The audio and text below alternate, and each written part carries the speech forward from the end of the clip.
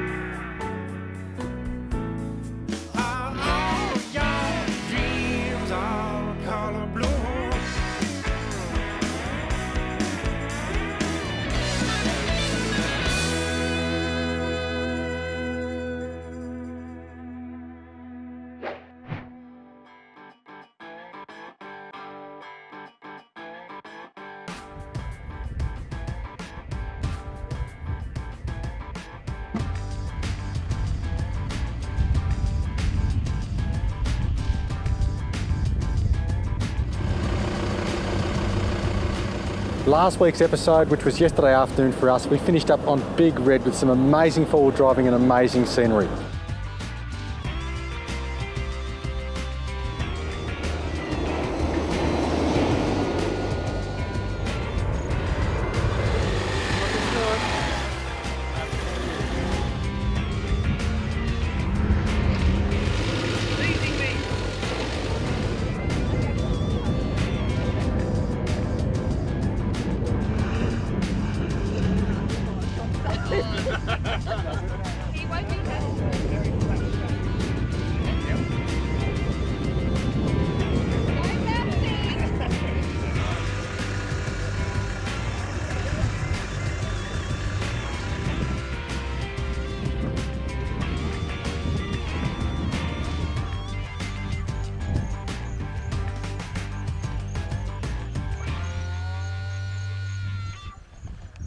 We then headed from Big Red, a short sprint 50 kilometres across to Birdsville, where we spent last night.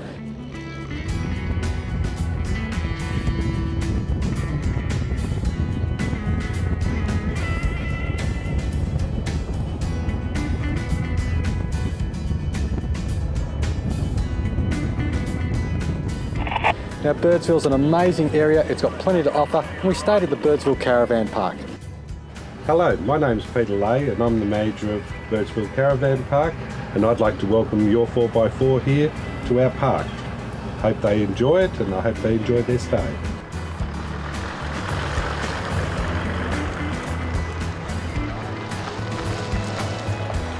We've been here 18 months, basically just came out here for a bit of a trip, started working, and we've enjoyed it and stayed on.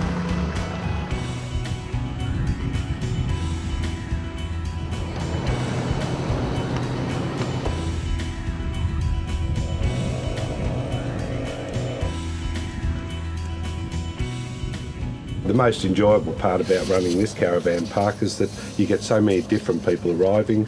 We get a lot of the grey nomads, we get a lot of people who are out to see what the outback's like. We're in a position where we're at a crossroads of the outback here, and people want to see the desert and they want to go down to South Australia and up north and see the country up there as well.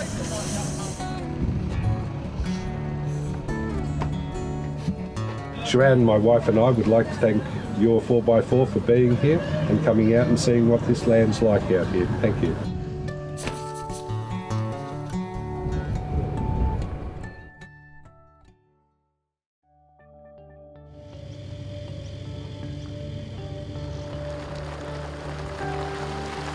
The long bump stops have been taken out.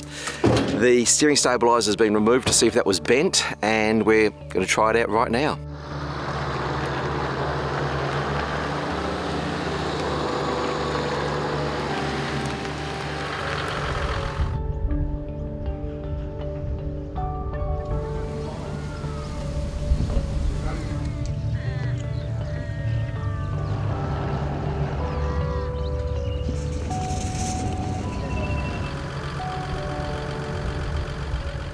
So we're heading out of Birdsville now, so we'll go down past the Birdsville racetrack, down to the Windora Road, and then we'll turn left onto the Windora Road, follow that road down, and then turn right down onto the Cadelga Downs Road. So not too far, about 156 k's today, so a nice easy day today. And Alan Johnson from Piranha has wussed it on the trip. He's gone and washed his car. So the rule on the trip is, you only wash your car at the end of the trip. So unfortunately, and his son's done the same thing. So the Piranha boys, very Nancy-pantsy today.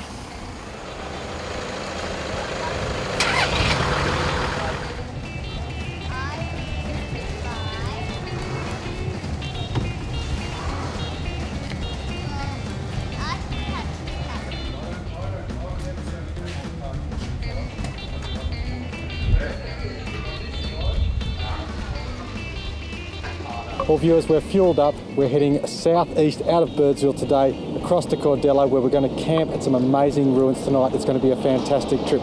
So join us, YOUR4X4, on the road once again as we leave Birdsville.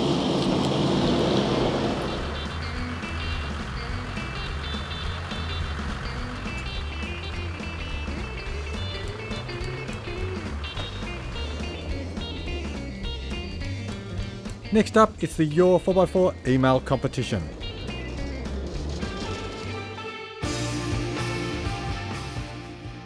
Our entry this week comes from Ben Collins in South Australia, and Ben has written, "I love my Prado because it's incredibly capable, comfortable, seats 8, and has taken us to remote destinations and back without a problem." Thanks for sending in that email. You've won yourself a Lightforce tack torch and stubby holder, and you're also in the running for the ARB twin motor portable compressor. For full details, visit the YOUR4X4 website.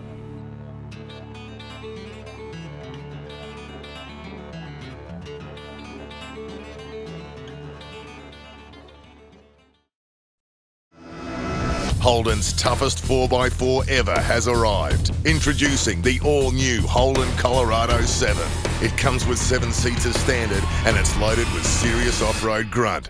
You'll get 3-ton towing and the awesome 470 Newton-meter Duramax diesel engine, plus an impressive wading depth and hill descent control, all for the hardcore adventurer. The all-new Holden Colorado 7 is here. Take it off-road at your Holden dealer today. Does your diesel smoke, lack power, or have poor fuel economy? Then you need the Berrima Diesel treatment. Fine-tuning diesels since 1956, the Berrima Diesel technicians are Australia's leading diesel wizards.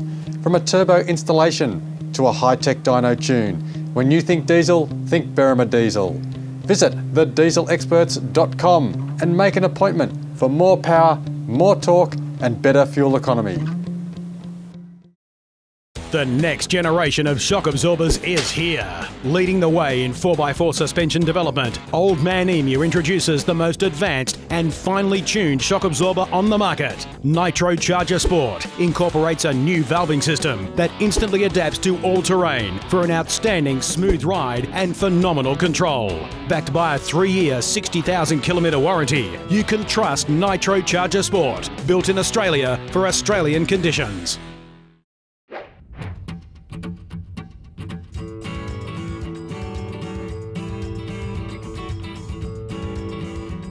The amazing thing for me on the journey from Birdsville today was the changing terrain, the changing scenery. David, what we saw today was more like a desert than being in the Simpson Desert. Oh, absolutely. Just a lot more rock, really, and coarse gillstone out here and all that sort of stuff. No trees, big open, wide sweeping plains. And just a splattering of greenery with the low-lying grasses, but only shrubs and trees we saw were around the creeks and around a few dunes. Yep, I mean this was predominantly sheep area and all that sort of stuff many years ago, which is where we're heading tomorrow, to Cadelga Downs, and it's just an amazing area. And then you had the big lake out to the side as we came over the top of the hills there, and the views are just spectacular. Just a diverse difference in from where we were yesterday in the desert and all that to where we are today, and then, you know, beside a little creek tonight. Even where we're camping here tonight, right next to the ruins, we've got quite a good river here with a lot of water in it. Like everywhere we've gone, everything's just coming out of flood, so there is still a lot of low-lying water around. And we drove around on some detours at the moment, which is where they're rebuilding the roads after the floods decimated this whole area and shut it down virtually for the last couple of years. So it's been very hard to get in and out around here, so it's fantastic to be back out here. Andrew, great scenery. What did you think of those big open plain valleys we saw today? Well, you can probably see the attraction of those early settlers when they came out here. It's just sort of rolling hills and just this beautiful green carpet at the moment. I'm not sure what it was when they turned up here. There must have been something that really brought them out here because it's hard land. And quite a few cows there. Was too, yes. You can see now we're getting into some of the properties. The stock level's starting to pick up a little bit out here.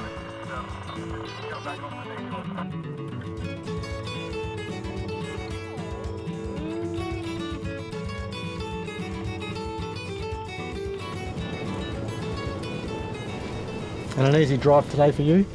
Good drive today, yeah. Again, just got to be cautious, I think. Never lose concentration on the road with all the rocks on the road. Maybe somebody's gone a little bit to the left or right and probably kicked one into the middle of the track, so I think that's probably the main thing. When you look at the rocks that are on the road, you've certainly got to keep your tyre pressures still down on these conditions, even though you're probably doing closer to road speeds, and definitely got to be aware, because you know, you get a loose rock in the middle there, and some of those rocks are 6-8 inches tall. Now, talking about keeping your eye out when you're on the roads, we saw some domesticated and some wildlife out on the roads. We did, yes. We did a couple of stops there with a few lizards, came across the track, pulled up, got some photos, had a bit of a play and moved on. It's probably the biggest so far. What is he, Samuel? A bearded dragon. Another bearded dragon. This is the fourth one we've seen. We saw one up there, but he went away. He was really fast. And this one's probably the biggest one we've seen so far. And he looks like a fully grown one. And I think he's a boy because he's darker. They've got really sharp claws, and these parts aren't that spiky, but if you push down hard, it might hurt the lizard, and it would spike you. What are they, Samuel? Little mice and stuff. They would even eat other lizards. And if there's a small bearded dragon and a big one like this one, the big one might even eat the small bearded dragon.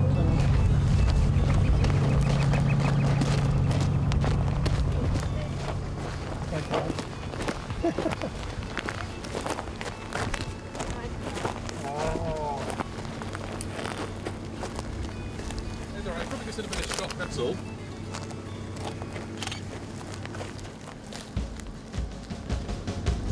He's alright. Yep. All right, out on these roads, you've got to watch out for wildlife. We've got another bearded dragon. We've got a big convoy, so let's get the bearded dragon off the road.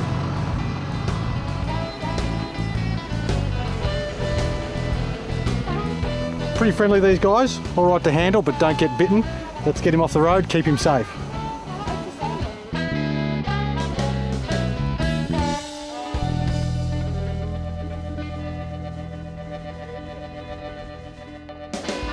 Now, a little bit difficult for myself, running from Birdsville across to where we are now, changing time again. Changing time, yeah, changing time again. So we go to Queensland, South Australia, so yeah. But I mean, I think a lot of times you sort of stick to one sort of time zone and sort of move on. It's different when, I suppose, when you're in the towns, like you've sort of got to stick to what the opening hours are. But I mean, that's just something to be aware of, you know, like we talked about in other places where you can get fuel and certain places are shut. Just keep an eye on where your time zones are, but I always sort of keep my watch on my normal time zone, and that's where I live. Jason from Light Forces from South Australia, he's pretty happy to be back home in South Australia. Yes, he was, but we did notice that when we came across the water, the roads changed a little bit more rocky. So as we said to him, we said that obviously the South Australian government don't look after the roads as well. But I mean, look, the roads are fantastic. I mean, the fact that they're open is the best part about it, and we have access to these sort of areas. Now, what are you expecting for tomorrow? Tomorrow, pretty much the same. Tomorrow the rocks will get bigger, and then we'll head to Cadelga Downs and have a look around to the old sheep shearing station and all that there, and then into Inaminka to the Dig Tree, which is an amazing place to go to and very historical place in our Australian history. Next up, it's the Ask an Expert segment.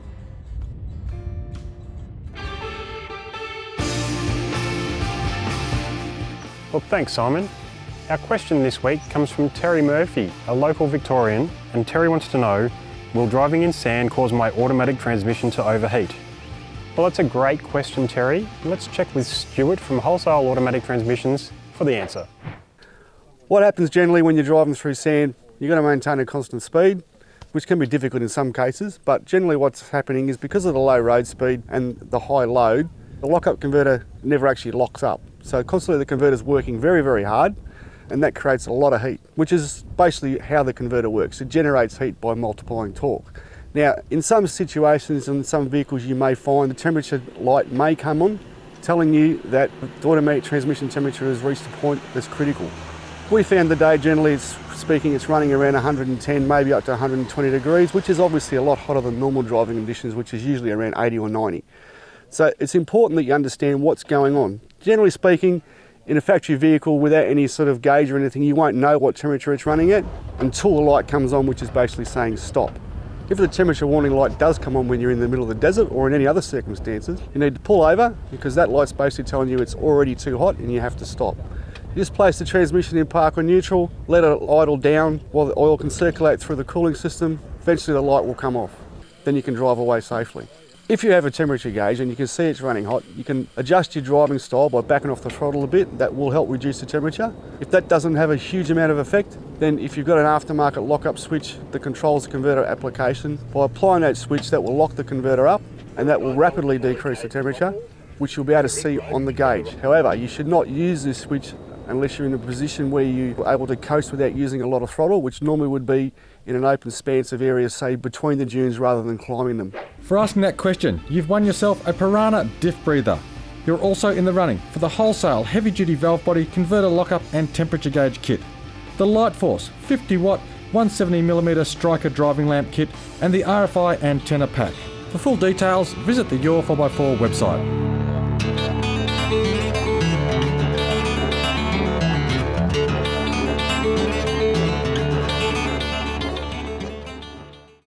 "30-second kitchen, a kitchen in 30 seconds.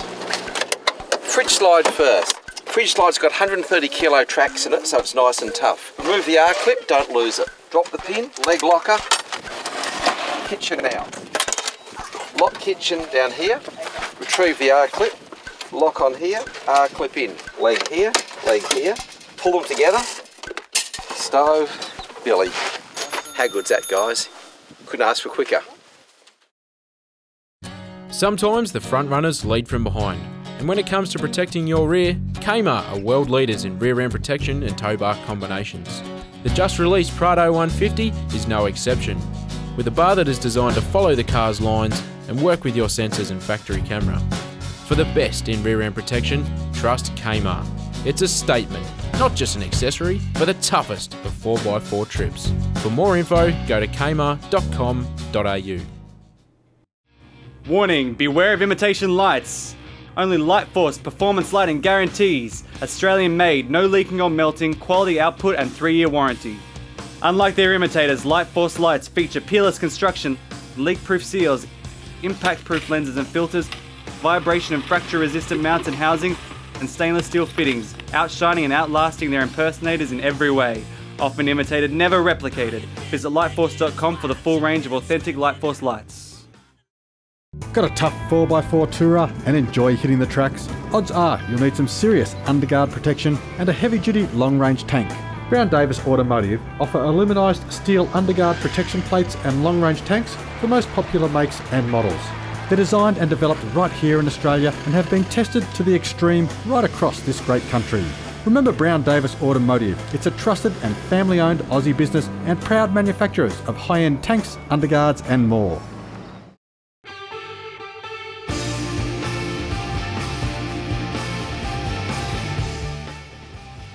Our first entry this week is this Gu Patrol, pictured on a family trip to the snow in the Victorian high country. Next is this well set up Td42 Gu Patrol. A recent upgrade from a troublesome Z30 parked at the entrance to Double Island Point. Now this looks like a great spot to be. The 95 series Prado was out enjoying a fine Australia day at Beachport in South Australia. This relatively stock Nissan Navara is making short work of the numerous mud holes on the way to the key holes on North Stradbroke Island. Our last entry is this very muddy VR Triton, which spends a lot of time out touring Western Australia. This shot was taken in the mud pit near Dalwallinu. If you've just seen your photo and you're the first person to email Danny, you've won yourself the Projector 6 metre 750 amp booster cables. You're also in the running for a Birma Diesel DP chip, the best way to boost diesel power, and the Travel Buddy oven, the easy option for hot food when you're in the bush.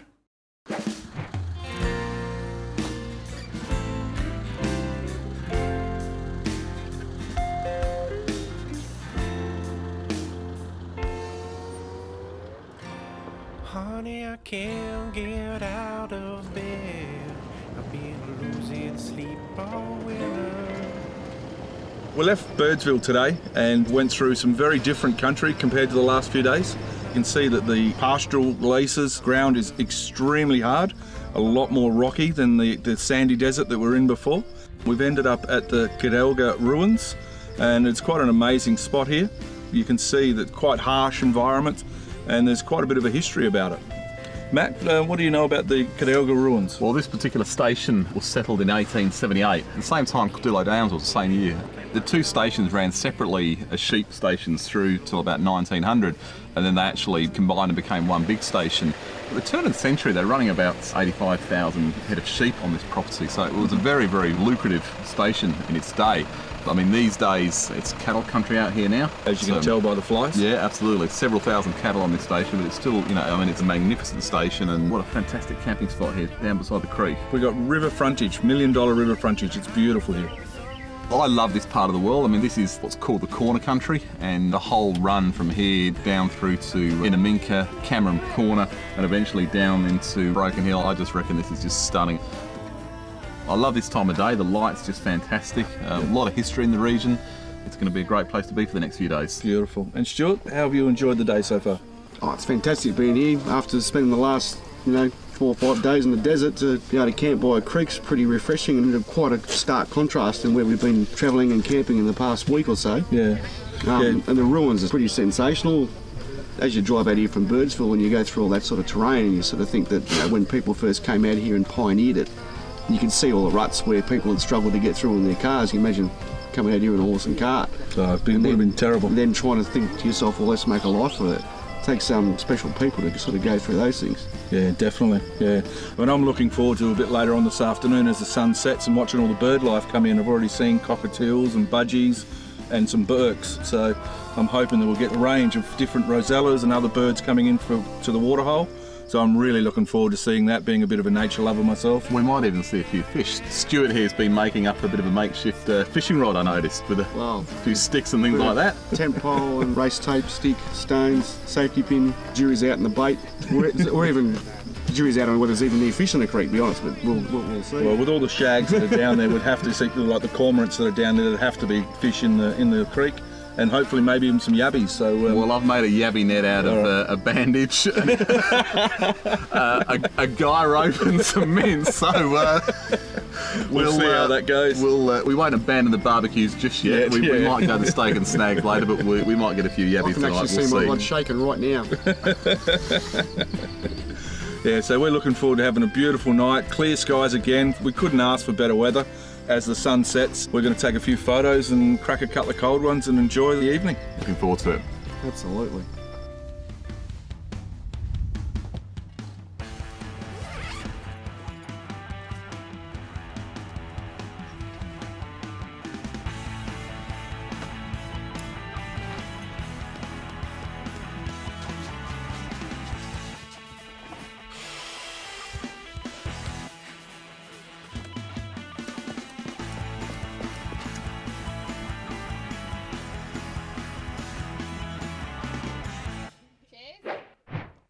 Now, whilst we're here at the Cadelga Outhouse Ruins, we've set up camp. It's a good time to relax, but also to talk about fuel. Now, crossing the Simpson for myself was a bit of a stress when it comes to fuel for two main reasons. First of all, we're running a petrol 4.8 in the Nissan Patrol, which chews a lot of juice. Secondly, because as a camera vehicle, we've got to do a lot of running back and forward. We've got to use a lot more juice to get ahead of the pack to set up for the camera shots. Now, it's also worth mentioning in standard form, the 4.8 Patrol is absolutely useless out here. It comes with a 90-litre tank, which is just absurd. We, though, have replaced them with long-range Brown Davis tanks. We've got 210 litres under the vehicle, a 70-litre sub-tank and a 140-litre main tank, which gives us a lot more confidence. But we still knew that we'd need a bit more for the Simpson, and it doesn't matter if you overcompensate, you're much better being out here with extra fuel. We fitted a Kmart rear bar with the dual jerry can holder on the rear. One of the 20-litre tanks we've used for water, which is great for washing hands. The second one we've used for fuel though. But up on the Black Widow roof rack, we've got 4 jerry can holders. We've gone for the 10-litre jerry cans, so we're not carrying too much weight at too much height, but that's an extra 40 litres of fuel we've got up on the roof rack there. That gives us a total of 270 litres of fuel on board the Patrol. Now, for some you might think that is over the top, but realistically, crossing the Simpson, we used 220 litres of fuel, so I'm lucky we had that extra fuel on board, and it's great to come out the other end with a little bit of extra fuel left over. But on the contrary, let's talk to Alan here from Piranha and find out how he went for fuel crossing the Simpson. Well, Simon, we've got a 4.2 diesel. It's an automatic. We have a standard 90-litre tank, then we have a 50-litre rear tank, of which we can usually get about 45 usable and about 87, 88 usable out of the other one. We actually used 110 litres for the entire crossing, so we would have done it on standard tanks quite easily. Again, with a Kmart rear bar in the back, we allocated one for water and the other jerry can for fuel, so we had an extra spare 20 litres there as well. So we did it quite easily. Now, one of the big things you've got to remember when you're crossing the desert is things can happen. Now, one of the things that easily can happen is fuel lines can come off, tanks can split due to the flexing, you can lose fuel. You can have all sorts of problems where you have to go backtracking to pick up people. You can have problems where you get a little bit lost and you want to go up the sides of the dunes, go looking around. Anything can happen. Extra fuel is absolutely essential. Now, with a diesel, you can carry your fuel pretty safely without any real issues about danger of fire or things. Obviously, when you're carrying fuel like LP gas, that's not even remotely possible. You can't get gas in most of these areas. So if your car runs gas and petrol, get rid of the gas, carry the petrol, carry your diesel. You can carry those liquid formats. The other very important thing with fuel is when you're putting fuel with jerry cans is not to get contaminated fuel into your car. Proper funnel with a decent filter in it can make a world of difference. Well, I'm Simon Christie. This is your 4x4. Make sure you tune in next week when we continue our trip through the Australian outback. Alan, thank you. We'll see you viewers next week.